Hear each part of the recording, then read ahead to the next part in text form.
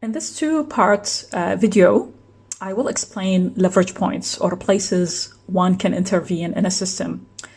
If you are studying, if you are researching, if you are practicing complex systems, this would be a very useful video for you because I will go through leverage points, I will explain them, and the material in this book is from a well-known systems thinking researcher called Donella Meadows.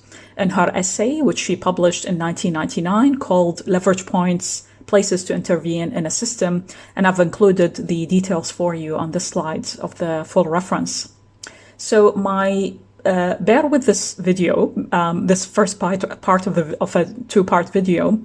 It will be some heavy material there, even though it's only 10 slides, but each one of them I will give examples of each leverage point that Meadows explain and talk about to try to hopefully explain how these work, what are they, and the examples that you can maybe learn from as well along the way.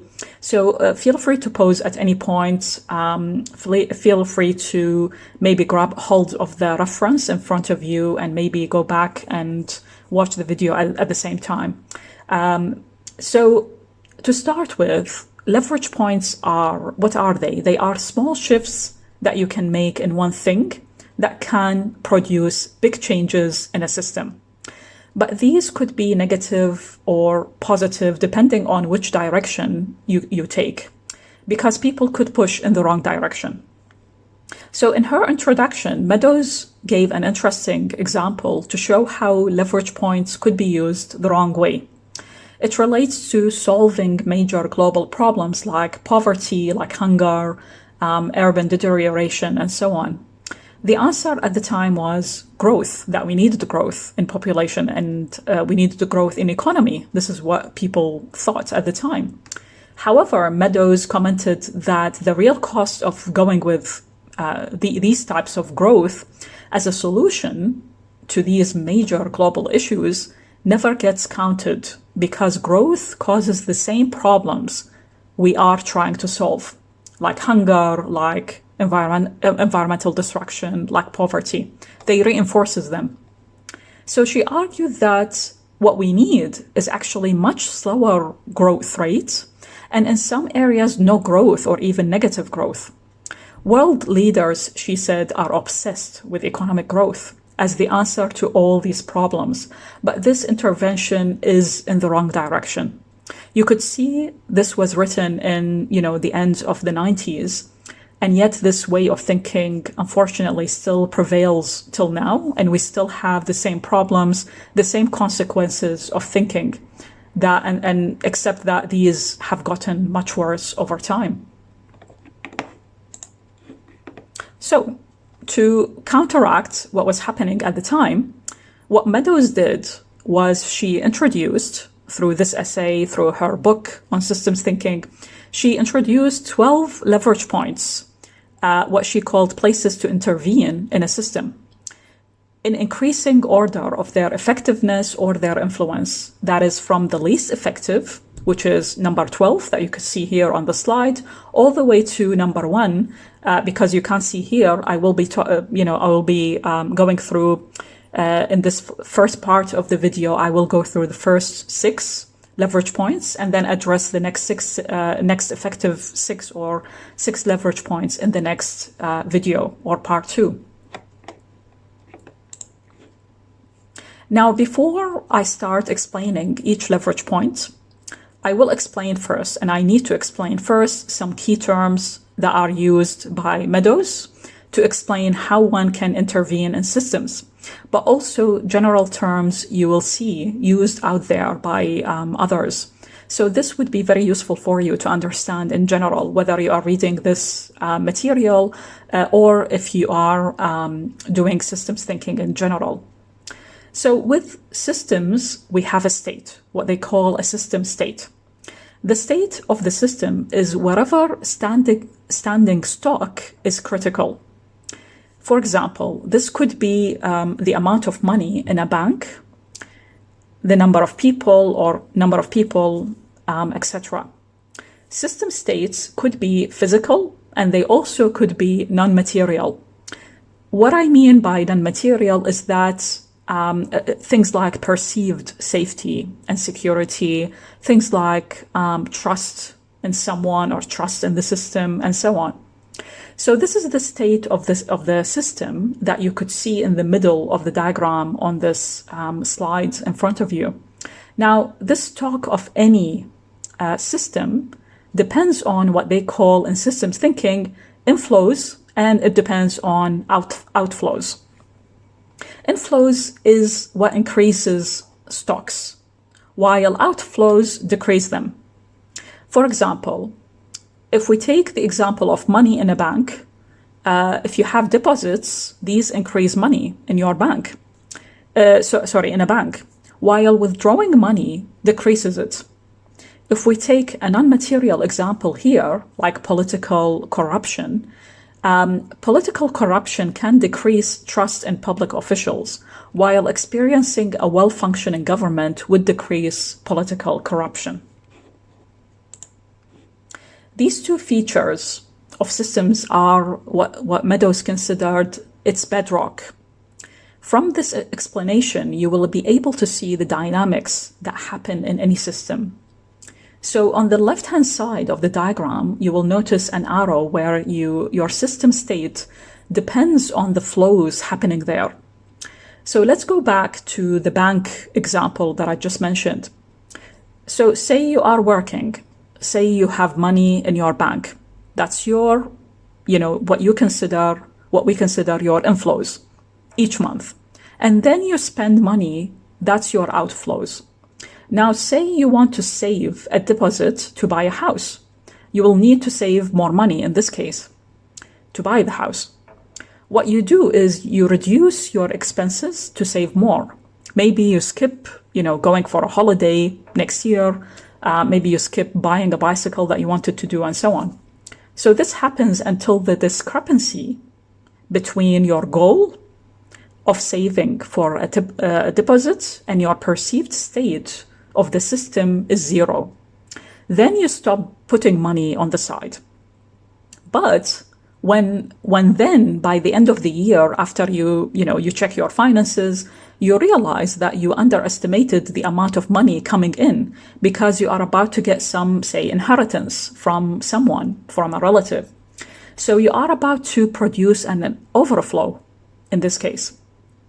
Now you plan for a holiday because you can be, rest assured that you have enough money for a house deposit as well as having enough money to go on a holiday.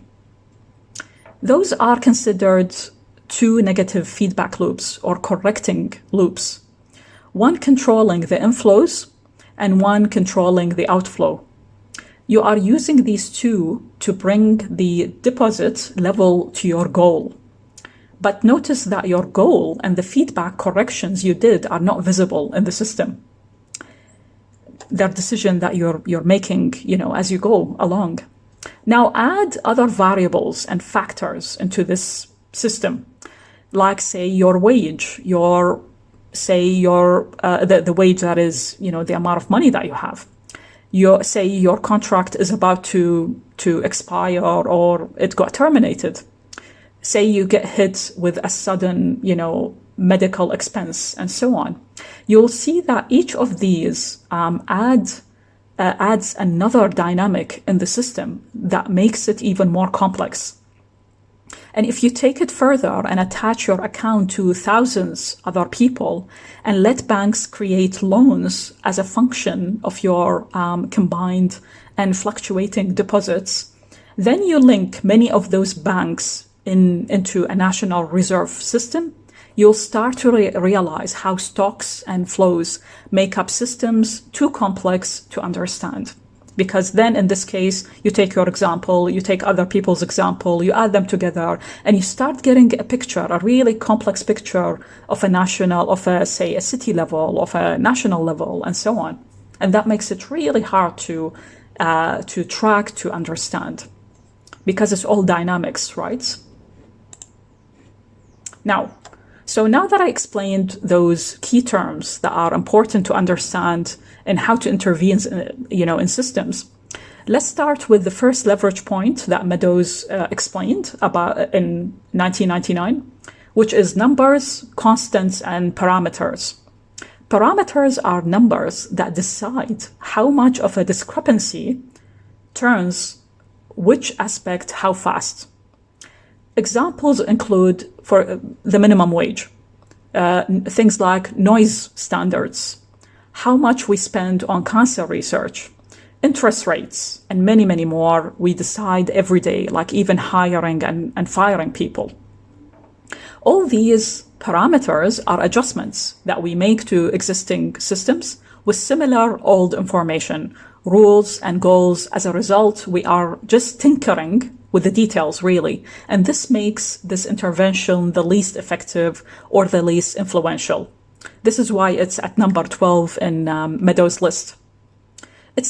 Because it's like rearranging the deck chairs on a sinking Titanic, as Meadows, nicely put it. However, what makes this intervention fascinating is that it absorbs 90 to 99% of our attention all the time because they're there, they're visible.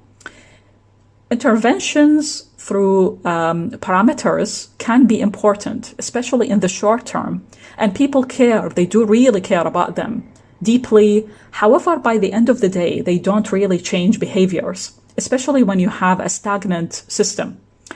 They don't stabilize, nor do they break systems. For example, if we take the noise standards, this is my example, they would have made massive difference to noise levels in certain areas, but we may have created other, if we check the system, we might see that we might have created other noise sources that make places even noisier. Also, spending more on police does not make crime go away. So parameters, however, can become leverage points when they go into levels that start other interventions on Meadows' list. And we'll find out as we go along. So this is number 12. Let's turn to intervention number 11, which is about the sizes of buffers and other stabilizing stocks. So you can stabilize a system by increasing the capacity of a buffer. Examples of stabilizing buffers include why you keep money in the bank instead of the change you have in your pocket, and why we should maintain more than the minimum breeding population of endangered animals or species. If a buffer is too big, the system becomes inflexible. Its reaction becomes slow. Like water reservoirs cost a lot to build or to maintain. Why are buffers the least influential on Meadows' list of leverage points? It is because buffers tend to be physical entities, so they're not easy to change. If we go to the water reservoir example, the storage capacity of a dam is cast in concrete, literally, So it's not easy to change, especially if it is too big. Number 10 on Meadows' list of leverage points to intervene in a system is about the structure of material stocks and flows. So the stocks and flows and their physical arrangement can have a big effect on how the system operates. So only way to fix a system becomes to rebuild it if one can, because its layout was wrong in the first place.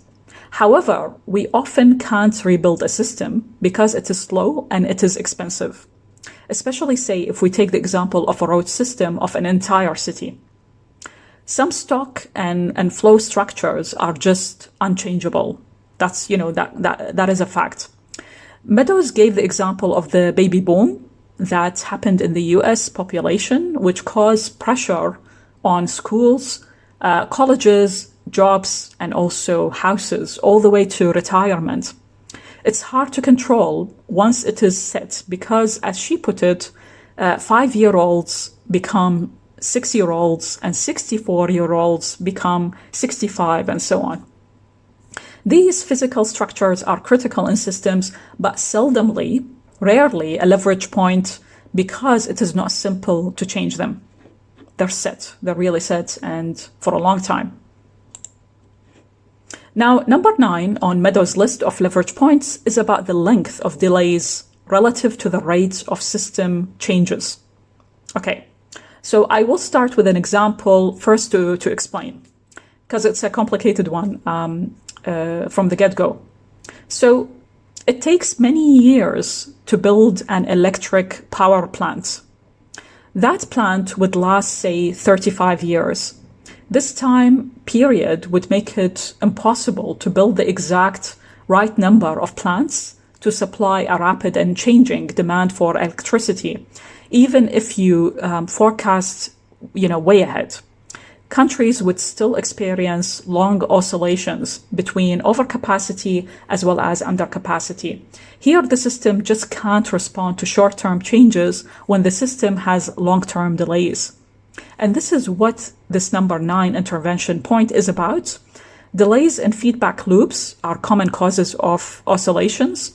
A delay in a feedback loop process is crucial relative to rates of change in the system state that the feedback loop is trying to control.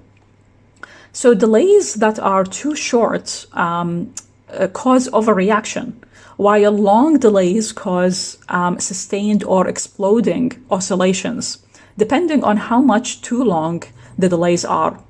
If delays are overlong in a system with a threshold, a danger point, a range past which irreversible damage can happen, this will lead to overshooting and a system collapse. So delays are considered effective interventions in a system, but why did Meadows list them as number 9 in their effectiveness? She did that because delays are not often, easily changeable. Things could take a long time, like construction time of transport or the growth rate of a forest, and we can't do much about these. So slowing down the change rate is easier, like slowing down economic growth, because becomes a better intervention or a leverage point than faster technological developments or freer market prices, as Meadows put it.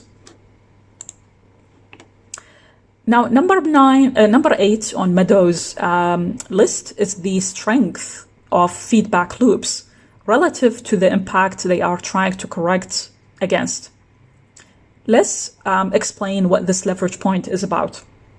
So complex systems tend to have many negative feedback loops that they can bring into action to self-correct under different conditions and impacts. Like, for example, a thermostat loop is a classic example where the purpose is to keep the system state or room temperature constant under a goal to keep a desired temperature. So is a nuclear power plant, which tend to have an emergency cooling system, or our ability as humans to sweat or shiver to keep our body temperature within the 37 degrees functional level. So all these negative feedback loops may not be really visible, but having them is crucial to the long-term maintenance and even survival of a system, like, say, our body, literally. That is why it is a big mistake if we strip away these emergency response mechanisms, because most would think they are not needed as they sit idle in the background most of the time, and that this will save money and cost. In short term, taking out these emergency measures may work, but long term, what we are doing is reducing the chances of a system surviving. Meadows gave the example of encroaching on the habitats of endangered animals. Another is abusing our time to rest, to socialize, and so on. So Meadows say that the length of a negative feedback loop is key relative to the impact it is designed to correct. So this means if the impact increases in strength, the feedbacks have to be strengthened too. She gives the example of a democracy as working better before the arrival of centralized mass communication and its powers to brainwash people. So the strength of feedback loops depend on multiple aspects: the accuracy and rapidity of monitoring, the quickness and power to respond, the directness and size of corrective flows. So keeping an eye and managing all these parameters will ensure the system is able to keep its state using its appointed stock at or near its goal. And finally, for this part 1, the last leverage point I will discuss here is number 7 on Meadows' list, which is driving positive feedback loops. Negative feedback loops are self-correcting, as we learned from the previous point. Positive feedback loops are self-reinforcing. What do we mean by that? The more it works or happens, the more power it gains to occur even more. Take the example of the flu. The more people catch it, the more they infect others. More soil erosion means less vegetation is supported with fewer leaves and roots to soften rain and runoff. The more this causes and reinforces soil erosion. So any system with unchecked positive loop will destroy itself in the end, because positive feedback loops make growth, explosion, erosion, and collapse in systems. Interestingly, a negative feedback loop will instigate itself sooner or later. So if we take the example of an epidemic, it will infect people until it runs out literally of infected people, or people start taking strong steps to avoid being infected through, say, measures like vaccine or other measures, staying away and so on. The soil will erode to a degree that it hits the bedrock, or people stop overgrazing, plant trees, and stop the erosion from happening. So you could see in the examples I gave, if we reduce the gain from a positive loop, this becomes a far more powerful leverage point in a system than strengthening negative loops, and a much preferred option as a result than letting the positive loop runs its course.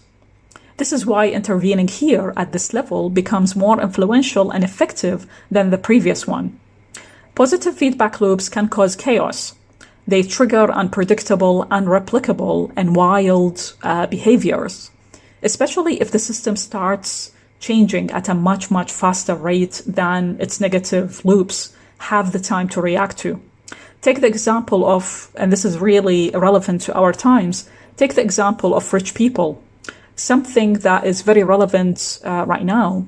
Meadows explained that rich people collect interest from their wealth while poor people pay it. They also pay accountants and drive and support politicians to reduce their taxes, while poor people can't do that. Rich people are able to give their children inheritance and good education, while poor children lose out. So introducing anti-poverty programs would be like introducing weak negative loops that try to counter these strong positive loops. Eventually, you lose this battle because you are still allowing success to the successful, as Meadows said in her book, in her essay. So what is more effective and influential in this case is to weaken the positive loops using steps like inheritance, tax, universal high-quality public education, and other measures.